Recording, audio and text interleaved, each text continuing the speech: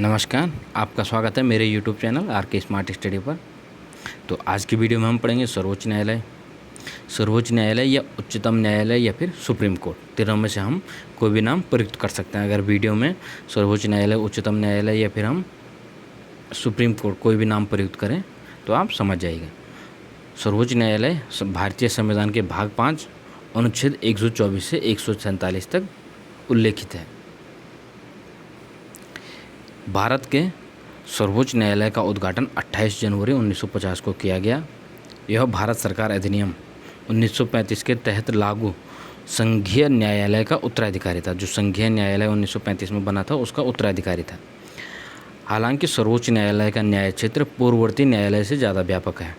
सर्वोच्च न्यायालय ने ब्रिटेन के प्रिवी काउंसिल का स्थान ग्रहण किया है, जो अब तक अपील का सर्वोच्च न्यायालय था।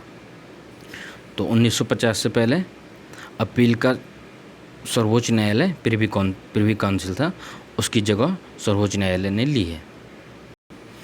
सर्वोच्च न्यायालय के गठन का प्रावधान अनुच्छेद 124(1) में दिया है। जो सर्वोच्च न्यायालय के गठन का प्रावधान है वह अनुच्छेद 124(1) में है। सर्वोच्च न्यायालय के लिए एक मुख्य न्यायाधीश तथा 7 अन्य न्यायाधीशों की व्यवस्था की गई थी, परंतु वर्तमान में न्यायाधीशों की संख्या 33 है। मूल संविधान में सर्वोच्च न्यायालय में एक मुख्य न्यायाधीश तथा 7 अन्य न्यायाधीश 1+8 की व्यवस्था की गई थी, जबकि वर्तमान में एक मुख्य न्यायाधीश तथा 33 अन्य न्यायाधीश की व्यवस्था है। कुल 34 न्यायाधीश वर्तमान में सर्वोच्च न्यायालय में हैं। सर्वोच्च न्यायालय के न्यायाधीशों की योग्यताएं: पहला, वह भारत का नागरिक हो। दूसरा, वह एक या अधिक उच्च न्यायालयों में लगातार कम से कम 5 वर्षों तक न्यायाधीश के रूप में कार्य कर चुका हो। लगातार 5 वर्षों तक न्यायाधीश के रूप में कार्य कर चुका हो। या फिर वह एक या अधिक उच्च न्यायालय में लगातार कम से कम 10 वर्ष तक अधिवक्ता रह चुका हो। या राष्ट्रपति की राय में एक पारंगत विधिवेत्ता हो।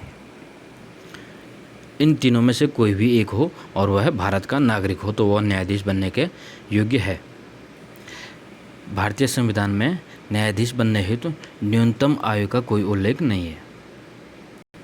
और पृथक से सर्वोच्च न्यायालय के मुख्य न्यायाधीश बनने के लिए भी अलग से कोई योग्यता नहीं है। इन्हीं योग्यताओं के आधार पर मुख्य न्यायाधीश CJI का भी चयन होता है।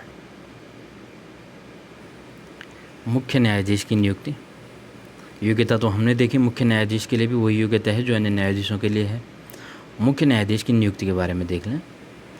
सर्वोच्च न्यायालय के मुख्य न्यायाधीश की नियुक्ति राष्ट्रपति करता है। राष्ट्रपति द्वारा नियुक्ति होती है, राष्ट्रपति द्वारा नामित किसी व्यक्ति के द्वारा। अनुच्छेद 124(2) के अनुसार राष्ट्रपति सर्वोच्च न्यायालय के और उच्च न्यायालयों के ऐसे न्यायाधीश से परामर्श करने के पश्चात जिनसे परामर्श करना आवश्यक समझे।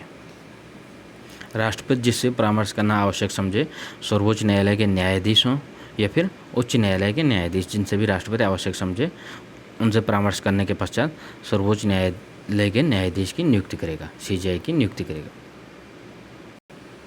शपथ या प्रतिज्ञान राष्ट्रपति द्वारा या राष्ट्रपति द्वारा नामित व्यक्ति के द्वारा शपथ दिलवाई जाती है। मुख्य न्यायाधीश के शपथ का प्रारूप अनुसूची 3 में है। और आपको बता दूं, अनुसूची 3 में मुख्य न्यायाधीश और नियंत्रक एवं महालेखा परीक्षक के शपथ का एक ही प्रारूप है। वेतन एवं भत्ते अनुच्छेद 125 के अनुसार सर्वोच्च न्यायालय के न्यायाधीशों को ऐसे वेतन दिए जाएंगे जो संसद द्वारा निर्धारित किए जाएं। न्यायाधीशों की पदावधि 65 वर्ष की आयु तक। सर्वोच्च न्यायालय के न्यायाधीश 65 वर्ष की आयु तक अपने पद पर बने रहते हैं। पदमुक्ति, न्यायाधीशों की पदमुक्ति त्यागपत्र द्वारा राष्ट्रपति को, न्यायाधीश अपना त्यागपत्र राष्ट्रपति को देकर अपने पद से मुक्त हो सकते हैं। यह इसके अतिरिक्त और अनुच्छेद 124(4) के तहत सर्वोच्च न्यायालय के न्यायाधीशों को हटाने से संबंधित प्रस्ताव सिद्ध कदाचार तथा असमर्थता के आधार पर संसद के किसी भी सदन में लाया जा सकता है। अर्थात केवल 2 आधारों पर, सिद्ध कदाचार एवं असमर्थता के आधार पर संसद के किसी भी सदन में न्यायाधीश को हटाने का प्रस्ताव लाया जा सकता है किसी भी सदन में। यदि वह लोकसभा में लाया जाता है तो 100 सदस्यों द्वारा हस्ताक्षरित होगा, और यदि वह राज्यसभा में लाया जाता है तो वह 50 सदस्यों द्वारा हस्ताक्षरित होगा। और इसके बाद अध्यक्ष या सभापति, लोकसभा में लाया जाता है तो अध्यक्ष को सौंपा जाएगा, और राज्यसभा में लाया जाता है तो सभापति को सौंपा जाएगा। इसके बाद अध्यक्ष या सभापति 3 सदस्यीय जांच समिति का गठन करेंगे, और सिद्ध कदाचार या असमर्थता पाए जाने की स्थिति में राष्ट्रपति द्वारा न्यायाधीश को हटाने का आदेश जारी कर दिया जाएगा। कार्यकारी मुख्य न्यायाधीश कार्यकारी मुख्य न्यायाधीश अनुच्छेद 126 के तहत सर्वोच्च न्यायालय में कार्यकारी मुख्य न्यायाधीश की नियुक्ति का प्रावधान है। लेकिन राष्ट्रपति तभी कार्यकारी मुख्य न्यायाधीश की नियुक्ति करेगा जब या तो मुख्य न्यायाधीश का पद रिक्त हो, या फिर अस्थायी रूप से मुख्य न्यायाधीश अनुपस्थित हो, या फिर मुख्य न्यायाधीश अपने दायित्वों के निर्वहन करने में असमर्थ हो। इन्हीं 3 स्थितियों में राष्ट्रपति कार्यकारी मुख्य न्यायाधीश की नियुक्ति करेगा। तदर्थ न्यायाधीशों की नियुक्ति, एडहोक न्यायाधीशों की नियुक्ति। अनुच्छेद 127 के तहत तदर्थ न्यायाधीश की नियुक्ति मुख्य न्यायाधीश द्वारा राष्ट्रपति की पूर्व सहमति से की जाती है। लेकिन तदर्थ न्यायाधीश की नियुक्ति तब होती है जब कभी कोरम पूरा करने में स्थायी न्यायाधीशों की संख्या कम हो रही हो, तो भारत का मुख्य न्यायाधीश किसी उच्च न्यायालय के किसी न्यायाधीश को अस्थायी काल के लिए उच्चतम न्यायालय में तदर्थ न्यायाधीश नियुक्त करेगा। उच्चतम न्यायालय या फिर सर्वोच्च न्यायालय में तदर्थ न्यायाधीश नियुक्त करेगा। आपको बता दो, तदर्थ न्यायाधीश की नियुक्ति संबंधी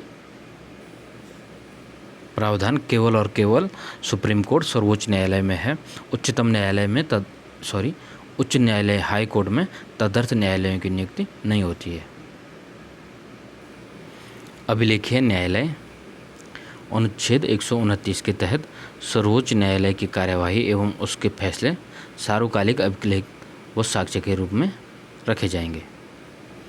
इन अभिलेखों पर किसी अन्य अदालत में चल रहे मामले के दौरान प्रश्न नहीं उठाया जा सकता, उन्हें विधिक संदर्भों की तरह स्वीकार किया जाएगा।